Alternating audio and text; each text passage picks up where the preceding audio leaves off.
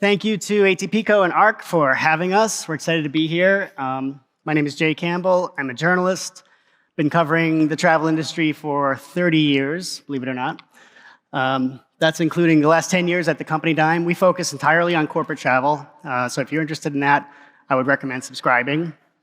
And if you're not interested in that, I would say you should not subscribe. We do have some free stuff if you're kind of half interested outside our paywall, email, LinkedIn. So check us out. But I want to get us started by introducing our panelists. So right here next to me is Stephen Mandelbaum. He is Senior Vice President for Business Solutions at education consulting company EAB, which he joined more than 23 years ago. Thanks for being here, Stephen. Thank you. Karoline Mayr is Director of Global Travel at cash and valuables management firm Brinks Incorporated. She's been a consultant and travel tech provider on top of several roles as a travel buyer. Hi, Karoline. Hi. Both of these travel managers are former Business Travel News Travel Managers of the Year. So you're in very good hands. If you have any questions about corporate travel, we'll try and do an Ask Me Anything session a little later. We're also very happy to welcome Lisa Pierce, recently promoted to VP of Global Sales and Air Canada Vacations at Air Canada. Lisa joined Air Canada as a customer service manager and worked her way up through operations and into the executive level about 3 years ago when she was named VP of Canada and USA Sales. Welcome, Lisa. Thank you. So we'd like to start off with just a little bit of setup, the current state of the corporate travel program. I guess starting with Stephen, how have company travel needs and preferences evolved for EAB? I don't know that they've evolved much over time. I think there's a lot of discussion of like this changing traveler preferences. I think that travelers want to get where they want to go. They want to have as smooth of a journey as they can. They'd like the nicest experience that they can have. And I think that's always been the case. And depending on the organization, you try and throttle that up or down depending on what your financial means are. So I don't know that there's much evolution in the needs of the traveler. Okay. And Karoline, what are the biggest challenges faced by corporate travel programs today? Well, I guess the largest one for us would be content, specifically with airlines and American Airlines. It happens to be our number one airline, so that's a bit of a challenge. So our travelers are kind of like having an issue with that. Trying to book it, not finding the lowest fare on our online booking tool, contacting us. And, that's just been a little bit dissettling, to say the least. And we're trying to solve that and get that settled up. So that's a big one. Yeah. Okay, for sure. So Lisa, what do you see as the significant changes in corporate travel behavior, I guess, maybe post-pandemic? Well, we've heard a lot about personalization at this conference. So I think the fact that there's so much change in what's possible, it's creating a disruption. And you spoke a little bit about that and how we manage to that and manage to the diversity of needs of so many different types of corporations because they're all different. So it's challenging to be all things to all people. But as personalization becomes more and more important, we as suppliers need to find ways to fulfill those unique needs. So that sort of leads into my second section here, like emerging trends and strategies. So Stephen, I know you're really interested in innovation, keeping on top of what's next. What do you see as the key aspects of modernizing corporate travel programs? I think we had I don't call it relatively blissful period, but there was a period of time about 5 years ago where everything just sort of worked. All the carriers were in the legacy systems. All of our systems worked the way we needed to, and it was good. And it was after a time of a lot of change where certain carriers weren't in systems. We had to go outside of it. We finally cracked what I call the ground transportation problem, thanks to Uber and Lyft. Before I think like taxi cabs were like the largest area of fraud in a travel program. And so by tightening that up, we had a really, really tight program. Now we're into sort of the next evolution of things moving around. And so complexity is there. At a time when we thought that we just had it settled, we now have to sort of start again. So I think that's one of the biggest challenges. And right now we're in the infrastructure business of rebuilding the infrastructure. And rebuilding infrastructure is not sexy nor popular. Like if someone walks into your house and says, hey, we need to rewire your entire home and all your electric, you're like, I think my electric is fine. It's not like I'm putting in an in-ground swimming pool. Like this sounds like a lot of money for no benefit. And so I think the challenge now is the promise of innovation. Like if I upgrade my electric, what will I get out of that?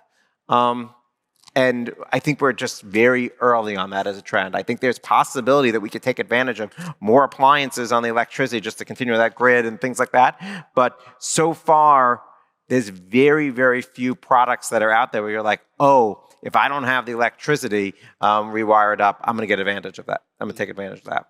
Okay. Caroline, your thoughts on next steps? Yeah, I mean, it does make sense. I agree with the analogy. I like it a lot, the electricity analogy and what's going on. But yeah, at the end of the day, the end user is the one that's can't get what they want and contacting us, and then everything's kind of messed up, to his point. So it got really strange all of a sudden. Yeah, a little messy. It was nice for a while. You're right. I was going to use the septic tank example, but I decided that was not a good idea. So I moved to electricity. Okay.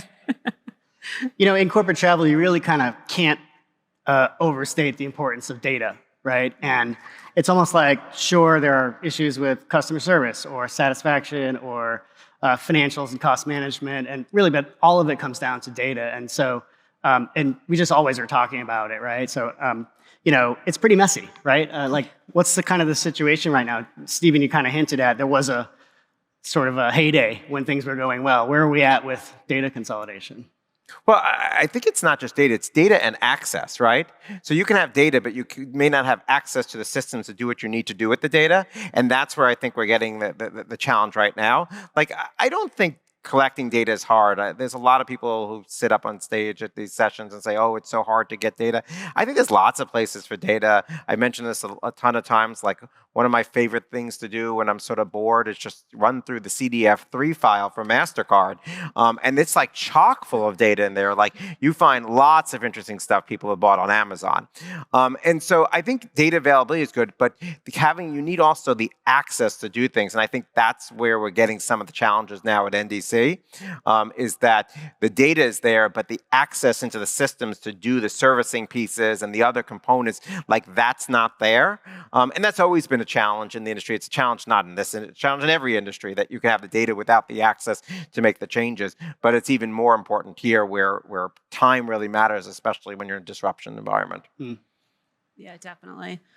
I would say that for me, in my experience, data has been a challenge. No matter where I was, what program I was working on, we had to work at it to get it. So access, yes, and then what do you do with it? Once you have the data, what analytics are you doing with it? Are you using other data with that?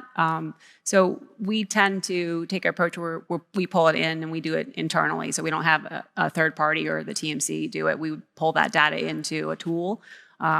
We did one on Tableau. We're doing one on BI right now. But it will pull in different sources of data, not just the TMC. But the TMC data itself does sometimes have challenges depending on whom you're using or what they have. In our example, we have a large global network, so sometimes there's some areas where we find something that isn't right, and we have to kind of raise our hand and say, oh, hey, this country's off, or this region is missing this piece or something to get things kind of back going. But yeah, we definitely find gaps and some things missing that we find kind of interesting. But I think the big part is having access to it, like he said. And once you have the access, what do you do with it, right? So, yeah. And from I guess, a perspective, from an airline perspective, there's a lot of information and data, because data obviously is a big topic on many levels. From our perspective, we see the insights that we have for the travelers that can help inform the decisions that we make when we're negotiating contracts. Because when you talk about personalization at the traveler level, now when you amalgamate that and you have the opportunity to look at it collectively to come up with a more bespoke product or contract for corporations, there's huge opportunity there. Things like customer insights, like do your travelers buy Wi-Fi subscriptions? Is there on-time performance? What's their personal experience or collective experience? What kind of ancillaries do they buy? Are they buying lounge passes? What's their status level? There's a whole lot of data that we have, and now we have to extract it and provide insights that can actually be used in a practical way to help make the relationship and the contracting more valuable for everyone. Yeah, that makes sense. Yeah. But there's three pieces to that, right? Like first you have to collect the data, and I feel like we've now been collecting data for 20 years in various ways. I know in the early days it was hard to sort of connect the purchase of the Wi-Fi to the actual person, but over time that's become easier, right? So first you need to do that, then you need the insight, right? And when you have a ton of data, it's hard to get that insight. And then you have to have the will to take the action to the last statement. Okay, we found this opportunity. Can we create this bundle? Can we do this? I think in the past we would have said, oh no, lots of system limitations, so sorry, can't do it. Now we're hearing with the promise of NDC, this is upon us. We now can do these things. So I guess we're now at the point of, will the carriers actually take advantage of that and use those insights to build those bundles, build those packages, or will they say, oh, lots of complexity here. So sorry, I have bundle A, which gets you, a check bag and maybe preferred boarding, when really we want something else in there. That I think is where we are as an industry. Like, is this really going to lead to anything? The promise is there, but when will we actually see the actual result? Well, I mean, I think that the market will dictate that. I mean, the ones that actually get it right, may have an advantage, and then that creates the tipping point that actually makes that happen. There's a lot of tipping points along the way, I think, in this journey. I agree with that. The traditional data sources would be the TMC, but then card and expense. I mean, any other sources you guys would mention that you use? Spend. So FP&A or spend, what we're doing, by entity country. Is there an opportunity to take data directly from your suppliers? Yes, that's ideal. Mm-hmm. So like one of the things that we do is we literally crawl the GDS after every ticket and take a look at the coupon status, and did they actually fly the flight? And that's how we determine what the unused tickets are. We actually don't pass it through to our expense system until after it's flown. So we have some flexibility in how we use those unused credits. But it's a super complex process, and it's challenging to maintain. And so, yes, if the suppliers were able to feed us that type of data back in real time or near real time so we would have it, it'd be way easier than what we're doing today. Yeah. Lisa, is that something clients are asking for, or you guys are doing with your large customers? I mean, we're anticipating. It's great, by the way, to hear this feedback.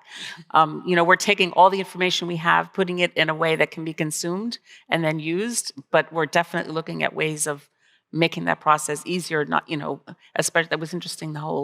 And even exchanges, like how often is the ticket exchange, like collectively, like your corporate travelers, how often is that happening?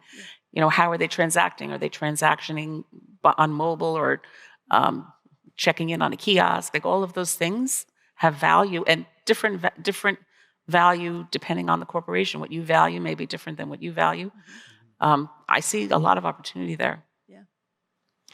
So maybe digging in for a while here into direct distribution and NDC, top of mind for everybody at this event. Air Canada's recent journey has been interesting.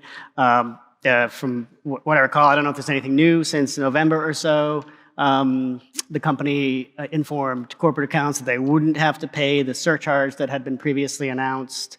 I guess that was a recognition that really the ecosystem isn't quite ready. Don't want to put words in your mouth, but what was happening with that, and what's the latest that you can share? It's interesting, hearing all the different airlines speak about their journey. We started ours similar to Discovery. We did a lot of input from corporations, from agencies, distribution partners to come up with what we thought we wanted to have options to connect. And we did, when we relaunched last year, we put our best foot forward, and it's an evolution. There's no beginning and end. And for me personally, one of the biggest learnings is that there's only so much that we are in control of as a supplier. So we can absolutely do an amazing job, put everything out there, but then there are things that have to follow. It's almost like gears. Like our gear might be amazing, but if it's not connecting to this gear, and I don't have control over this gear, the corporation may have control, or the TMC. And specifically as it relates to corporate, it's a very complex ecosystem with a lot of dependencies. And it's really not even pointing fingers, because every entity and stakeholder has its own roadmap and its value proposition. And we may not be in sync, but we've heard also that we also can't stand still. So we took the decision, given that context and the value that corporate customers have to us, that there's certain things that need to be true. It won't be perfect, but there'll be a time when there'll be critical mass where the key pieces or the key gears will be working and connected. And maybe that's the right time to move forward. Karoline, what do you see as the main adoption challenges on NDC or direct distribution, really any evolution in distribution? Well, I found it really interesting. Just in general, my peers or people, the buyers are just waiting. They're just, we'll just wait. We're going to wait. The TMC will figure it out. So the challenge is the TMC may not be able to figure it out. I think we all need to collectively get together and resolve whatever that is together. But waiting for the other party or third party to figure out probably isn't the best strategy, in my opinion. So we're working with our TMC to get that, because we need this right now. We need our American Airlines content. So working with them, working with the tool, doing whatever we can to make that happen. So it might be Band-Aids and tape in the beginning, but we'll automate everything and get it real nice in the end. Yeah. Sometimes you have to do more than work with them. You got to sort of demand it, right? Because I think they'll just sort of sit and wait for that to happen. Yeah. And look, there's been a lot of evolution in the distribution chain in the last 5 years, and most of them have done nothing, right? Yes, so exactly. You need a catalyst in there, and I think we're finding as buyers, if we're not the catalyst, it doesn't really happen. But I think the other piece is the competition between agencies, because because there will be early adopters, and there will be an agency that will get it right, and then that's going to create that sense of motivation to invest.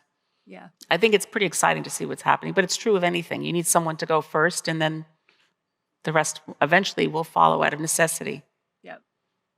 We talk a lot about carrots and sticks, right? So just for Karoline and Stephen, what benefits are you looking forward to from NDC or the like?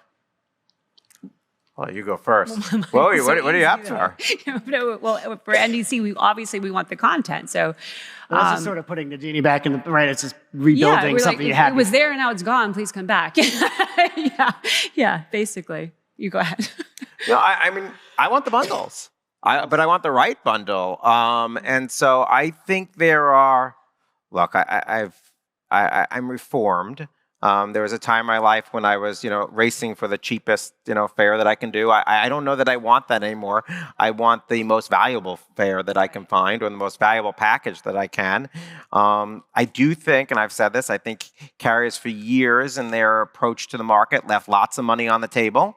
I think there are services that corporations will pay for that they don't charge for today, or they don't offer today, and those are all good opportunities. The value proposition for me as a corporation or a company that's trying to be a good steward of company resources is very different than a leisure traveler or an SMB or something like that. And in some cases, that has value to us.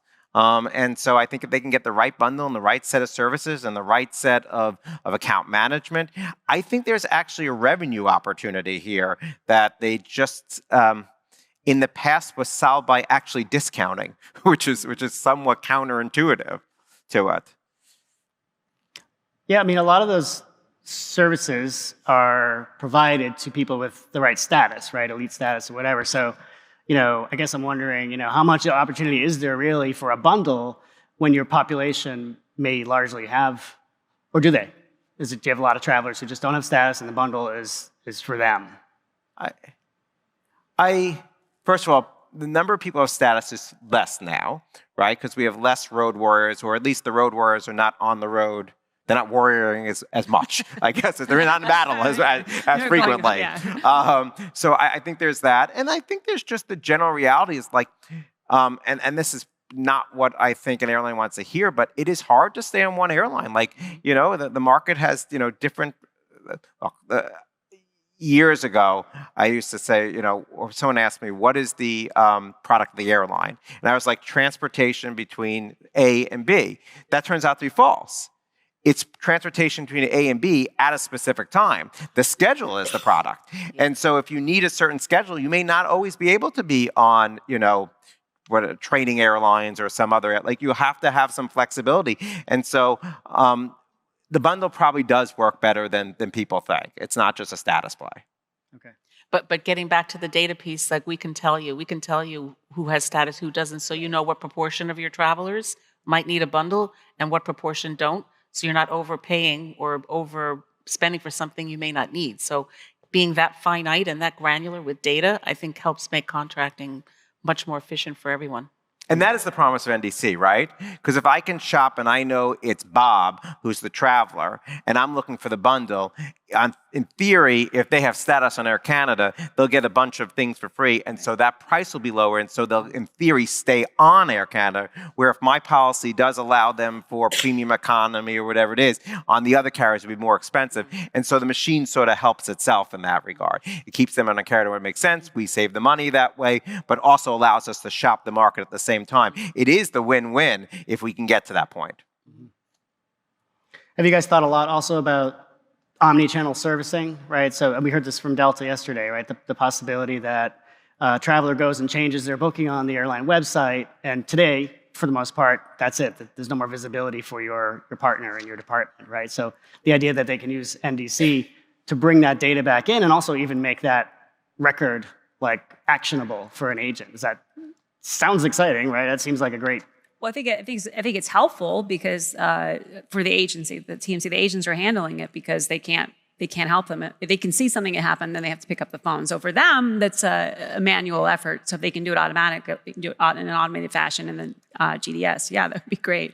Okay. Yeah. I mean, that is one of the great benefits is that in NDC that anybody can work in the ticket, but getting back to the technical part, like getting notified when a change is made is very important. Yes. Like, so if an airline develops to that and notifies and develops that functionality, then that helps the buyer and the agency because then they know a change was made and they're made aware. Yeah. Definitely. I'm not so sure I like the anybody can work the ticket approach. We've had some scenarios lately where a unused ticket shows up in the traveler's wallet, and since anyone can then work the ticket, they applied it, and in some cases inadvertently, to a personal trip, and because the data didn't flow back, all of a sudden we go to reuse the ticket, and we're like, what the hell happened here? Turns out it was applied to a personal trip. The person didn't realize it. We got to chase after it. I guess when we made whole, we can, we can do it through reimbursement on the paycheck. We can get them write a check, but it's just a huge administrative hassle with that. Yes. And so there are pitfalls to the, hey, omni-channel, let anyone help me. It's not all, sunshine and roses. There are definitely areas of this that we haven't cracked, and it's making it actually harder in some cases. We've seen a similar phenomenon where there are options on a website, maybe it's through the TripLink program, or I think United has this, where you can book either business or leisure, even including your company's rates, right? But the travelers sometimes don't pick the right option. And so in the data coming through, you're getting personal trips mixed in, and that's a little bit frustrating, right? Cleanup is required. Yeah. Do you guys look at that at all, Stephen and Karoline? Like, is direct? So we don't for people booking personal travel, they wouldn't book it through our TMC. Well, they could if they wanted to, different department entirely. We don't have anything to do with their vacations or personal travel. So if it was done in error, that's different. Like Steve's example. We've seen that. We've seen someone by accident make a mistake. We had to clean it up. It is messy, like he's saying. So, it would be definitely room for opportunity for improvement there. But an employee leaves the company. Yeah. They may not be doing it inadvertently. Then that becomes really. Then they took it, and if we didn't reuse it quickly enough, it's challenging. Yeah. Mm-hmm. I mean, I think there's an opportunity there on how we do a lot of work at the traveler level and not enough work on the buyer level. Mm-hmm. And there's an like at Air Canada, we have e-wallet for the traveler. We're very passionate about having a wallet for the buyer too, so that you can manage that because that's unique because you're buying tickets on behalf of many travelers. Right. So solving that, I think, is an opportunity. Yeah, right. Yeah. Exchanges are a huge pain point right now. Yep, me too. They got a little bit better, but now they're getting worse. And And that's one of those things that I think is a good revenue opportunity for carrier. If they could create a product for a large corporate program and attach a value to it, we probably would opt into it. Yep. Like it's one of those things that doesn't cost them much to do, but also could be a good revenue opportunity for it. Yeah, we've had the same challenges with the exchanges as well. Like you just can't do it. In our case, we have to call an agent or talk to someone to do it. You can't do it automatically. So yeah, there are different tools out there. There's technology that does that, but in our case, the workflow is not set up that way. So exchanging tickets is difficult, and getting rid of the unused tickets is proving to be difficult as well. That's a great opportunity. I don't know why they don't do it. Maybe it's a carrier in here will come to me afterwards and give me a solution. But like, it's good revenue opportunity for revenue. It's good for revenue acceleration because you can do revenue recognition immediately on that. Like, it just seems like a good solution, but nobody does it. So it sits in the wallets until somebody uses it. We've got 19 minutes left here, and I got plenty more questions. But if anybody wants to submit a question in the Q&A piece of the app, I have a little display over here. I'd be happy to ask the panelists, so feel free to do that. I guess maybe taking a slightly bigger picture approach and maybe step back a bit. There's been plenty said about the various airline strategies. In particular, Karoline at the very beginning brought up American, and so maybe there isn't a sort of binary answer on this, but I love asking it. So, who is the customer? Lisa. I love that question because I'm very careful about how I use that word. There's the traveler, who sometimes is the customer, and then there's the buyer, who's definitely the customer, right? So I think I would say it's both the traveler and the buyer, and we need to differentiate the two. And I actually see layers. Like, first you have the traveler, then you have the buyer, and you have the TMC. If you don't recognize that whole value chain and you ignore one, you will fail. So we have to acknowledge that there's those stakeholders if you want to succeed, because they all have, depending on the situation, greater influence or lesser influence. But understanding what influence they have in that whole chain is really, really important. Yeah. What do you guys think? No, I agree with her. If you miss one of them, definitely one of them will be upset about it. Yeah, and it's interesting while she was saying that and doing the hierarchy of it, it's like, yeah, it is like that. And so there's a lot of people in the party here. It would be simpler if it was, less people, but it's not. So yeah, we got to consider everybody and collaborate together. Yeah, and it may not be what everybody likes. You may not make everybody happy. Yep. But you have to acknowledge that each of those stakeholders has an influence in what happens. Yes. Yeah. Where does this play out, Stephen? We've seen some instances where perhaps a traveler is compensated for a delay, right, in Europe, and maybe the company doesn't necessarily know that happened, right? And so whose property is that ticket and these sorts of things, right? I don't know. What do you think about that? I mean, on the delay compensation, I think it's the employee. More often than not, they bear the brunt of it anyway. They either, miss the meeting, and there was obviously a business objective that they have to make up some other way. More often than not, it's always seems to be on the way home that it happens. And so, they get home late, or they get home the next day, and somebody is upset with them or ruins their day the next day. So I don't feel strongly that it's company property. Like, I think we let the travelers keep that. They don't tend to take up the offer stuff. This is just when it happens that way. So I actually disagree with both of you on the customer. I think we'd like it to be the company, but I don't think in most programs. I like to think I'm the exception because I run as you know, a Kremlin-inspired program. But I think in most programs, they just don't have enough juice to really steer the business. And I think that some of the carriers are now calling their bluff on it. And, I think that a savvy travel buyer can do a ton of influencing. If you really can crack down, you can start blocking things. I think that makes sense. But I do think the vast majority of the programs do not do that, either because travelers have preferences, they don't want to wade into the politics on it, or frankly, they need the lift. They need to be able to get where they need to go. And so if you block off a major portion of it, it causes a problem for you. So I would like the answer to be both, the way you say, but I'm not so sure that is always the case. Right, I think that's why that nuance of different levels of influence, because that's evolving over time. As loyalty programs and bank cards and all of that happen, the travelers having more influence, and travel agencies have to reinvent themselves on what their value proposition is. Traditionally, it was airlines would pay because they were steering the business, and that's becoming more and more difficult to do. So their value proposition is probably more on the servicing side, the high touch side, and taking advantage of opportunities and innovation to modernize. But that's evolving. That the weight that those have is evolving, and I think it also depends on the type of corporation it is, or what it is that they're doing, because there's so, like we heard from someone, I think, that had a lawyer firm. They do a lot of traveling on their own. They probably bill that, so that is different than, another. Like it depends on the segment. And there are going to be situations either in a market or a given pricing situation or supply-demand situation where a company says we need to, bring more teeth into our policy and maybe make some drastic decisions. I don't know if we're at a point where anyone would say we're going to mandate connections. That seems to be still verboten, right? And maybe it's a bad idea even for productivity, right? What did you say mandate what? I'm sorry? Connections, right? So like, if you really want to, Yeah. like, let's say, hypothetically, there's an airline that's doing something you don't like very much, but you're in one of their captive markets. If you went with more of a connecting policy, you have an option there. But that sounds really just sort of counter to the point of the business trip, which is about productivity, getting the mission done, right? Definitely. But we've heard in the past of situations where, because of the competitive dynamics, companies had some really serious policies and some high compliance on certain requests.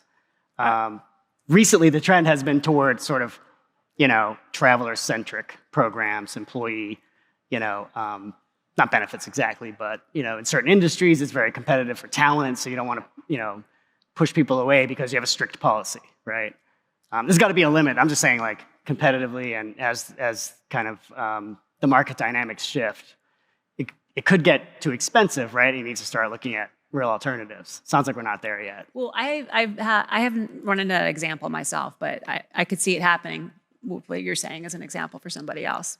So I think it's happening. Like, this goes in ebbs and flows, right? All of a sudden it's traveler centricity, and we're going to give them all these benefits and stuff, and then all of a sudden budgets get tighter, and people want to do it. Like, that just goes with sort of the cycles of business and the cycles of the economy. I will say this. Maybe I shouldn't say it. I think you should say it. I think you should. Now you have to say it. No, I mean, obviously, occasionally, unfortunately, sometimes people leave our organization, and we do exit surveys and interviews, and very rarely, if ever, does anyone say, I left because the travel program was too restrictive. Yeah. But would you think they would, though? I've heard that a lot. Like, would you think that they would? I mean, Yes, if you're a road warrior and you felt like it was a slodge every time, and you felt the reason for that was because if I was able to fly first class or take black cars and stay at the Ritz every night, it would have been better, I would think it would pop. Okay. And it's not like they have a limit of like only 30 characters, see what you can fit in and take out the vowels. Like, it's very wide ranging, and it just doesn't pop. Occasionally people will say, hey, I'm really tired of traveling. I can't do it much more, but it'll be more sustainable if I get X. And what happens is sometimes you say yes to that very valuable employee for whatever reason, special circumstance, but that only buys you a certain amount of time. That's not going to buy you in perpetuity. Maybe you can make that keep going, not because of financially, but eventually just the weight of the travel just is enough. It's like the next thing. It just buys you a little bit more time. But sometimes you just need a little more time to get over the hump, and that's okay. But in general, I don't believe it to be true. So really, if the ease of the experience is valued, right, then if and when you guys can deliver like a cool bundle that includes stuff that helps them not have to worry about add-ons or better, seamless kind of customer service and quick fixes, right? I mean, that's all super valuable, and that is super valuable. And maybe even more so than a cheaper flight, so they can have more trips in their budget. Correct. Yeah.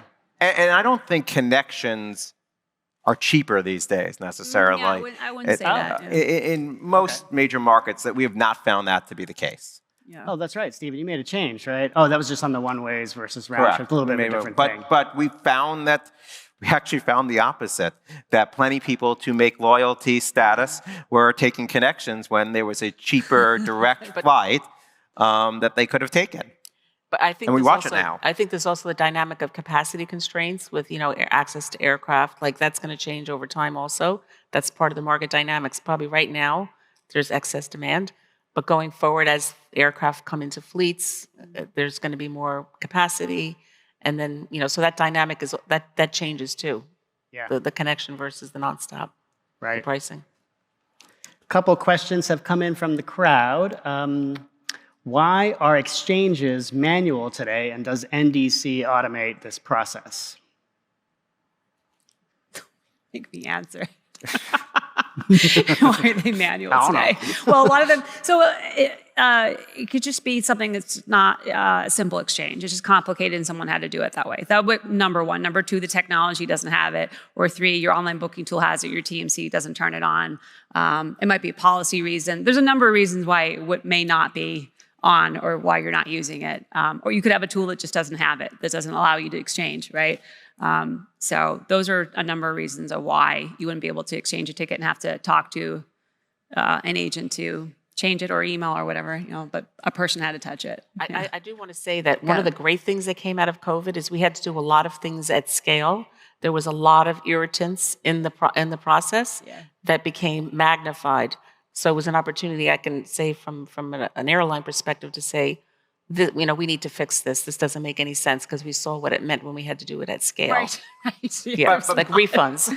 Yeah, right. But most airlines helped during the pandemic, and now it's sort of snapping back the other direction. That's we're right. finding, and so and that's why I said for a period of time it was really good. Everyone understood the costs of an exchange and why we had to fix that. But now, as things tighten back up and we get into more regular, like, oh yeah, we like that old policy. We're going to put that back in and tighten up, and it is challenging.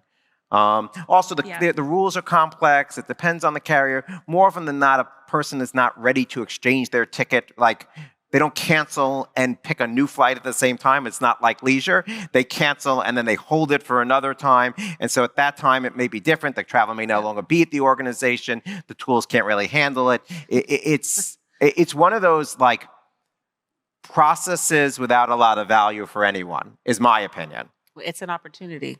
It's a great opportunity. Yeah, it is. Yeah. Right, and we don't know if NDC solves it. Maybe. We hope so. Mr. Klee, who was up here, I don't know if the godfather, but the cousin of NDC himself, did say that apparently if you go put it in and you have your exchange ticket, it does all the automatic calculations for you. And so there is some sort of utopia of exchanges. But we have yet to see it, because the servicing side of NDC is patchwork currently. Okay. This one might cause some fireworks here. Was the growth in bleisure post-COVID an overreaction? It always existed. An overreaction? I mean, I think we're still seeing it, because I mentioned that I'm also responsible for Air Canada Vacations, which is all leisure, and I can tell you it came back obviously much faster than corporate. It exceeded 2019, and this year we're already exceeding last year. So there's huge demand, and we're seeing, for example, Canada, obviously they like to go to the sun. We're seeing lots of more airlines flying, a lot more competition on the sun markets, leisure destinations, and the Mediterranean and Europe. The Atlantic service did very well. So I would say that it's real. There is increased leisure demand. Business and leisure together. The bleisure. Oh, bleisure together. Yeah. Oh, it's interesting, because one of the things is understanding how do you identify that? How do you capture that? It's very hard to measure. So even internally, we would measure, for example, corporate as if it had a corporate contract, as opposed to the actual traveler behavior. So that's one of the things we did during COVID, is really understanding the profile and their travel behavior with many different variables to determine who's actually traveling for leisure and who's traveling for business. But we haven't yet cracked how do you identify who's a bleisure customer. Okay. What about you two? I would say it was always around, but definitely during the pandemic, people stopped. They saved up their cash and then they went on vacation. So more people were doing that than doing the corporate. Then you go back to work, and then people started to combine them, and a lot of people working from home. We've had many more folks return to the office doing, like, it's a hybrid there too, like 3 days in, 2 days out, right? A lot of organizations did that. So I think there were different moves that were made and policies and changes by organizations that it just made it more possible. And no one's saying you can't do that unless it was expense of the company, right? So Yeah, I mean, it worked out well for everybody. Yeah. You want to make sure the expenses are separated properly. Yes. But do you have official policies about that? Like, is it actually spoken about in the policy? No, I don't have a bleisure policy. But that's interesting. We have one. Interesting thought. Yeah, you do. You do. Yeah, I mean, just about how the calculation is done, Yeah. right? How Yeah, we we do that, allocate. yeah. I mean, by bleisure, you're referring to, and I don't know who asked the question, you're referring to where somebody uses the company trip as the base of their travel and then tacks on additional to it, right? That's really how it works. It's not a split. It's I'm going to use the company's base to get me there or to stay in the hotel, and I'll maybe take on a couple of days or do something else. And I think that always happened to some extent. I think there's a little bit more now because of the flexibility of hybrid work. They could hang around later and perhaps work from there. Yeah. So I think that's there. Okay. I think the pent-up demand of leisure travel, not that there's not demand always for leisure travel, Right. but the pent-up demand is sort of through the system at this point. Yes. Yep. Can Stephen and Karoline talk to the role of sustainability in their travel program, data needs, what decisions, if any, are made with ESG in mind? Karoline would love to. No, I would not. You're hilarious. You go ahead. Have No, me really. go ahead. I don't know how to answer this question. Look, like most organizations, we measure our carbon footprint. I have yet to, and we offset a certain percentage of our carbon footprint. So that comes under my group also to monitor that. I've yet to see a scenario where like buying the carbon offset at the point of purchase or knowing that I'm on a more fuel efficient aircraft. I don't think we have that level of sophistication right now. And to be very frank, it's like not high on my list to get to that level of sophistication.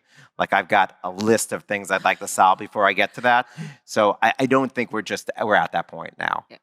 But I guess from an airline perspective, we do get corporations that really want that data, and it's very challenging because there's different standards.